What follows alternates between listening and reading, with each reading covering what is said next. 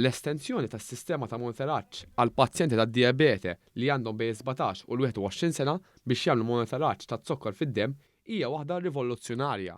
Għal dan il-konsulent pedjatriku Dr. John Torpiano u għal deputat Prim Ministru u Ministru għas-Saħħa Chris Fern ħabbar li dak beda bħala proġett pilota fost it-tfal issa se jiġi estis u jitgawda minn dawk kollha li għandhom sa 21 sena.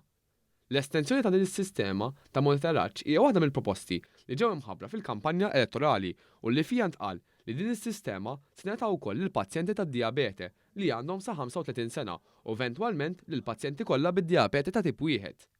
Il-konsulent pedjatriku spjega li dan it-tagħmir huwa importanti ħafna f'sitwazzjoni ta' ħajja u mewt għal persuni bid-dijabete ta' tip wieħed. Din għamlet revoluzzjoni fit-treatment, kemm min-naħa tal-kura tat-tfal stess, jiġifieri min-naħa tagħna kif nistgħu ngħinuhom iżommu s-sokkor kemm jista' jkun within the normal range. Imma għamlet revoluzzjoni anki fil-familji inqas stress għax il-familji jkunu jistgħu jaraw huma stess in real time il-livell tat-sokkor at any time. It-tabib spjega ma' dan l-istazzjon li l-glucose monitors qasmu lil aktar minn 200 pazjent bid-dijabete li għandhom sal-età ta' 16 sena. It-tabib Torpiano qal li din it-teknoloġija moderna se tkun qed tkompli tkun ta' benefiċċju għal pazjenti Maltin, hekk kif hemm il-ħsieb li din is-sistema tiġi estiża wkoll lil dawk li għandhom sa 35 sena.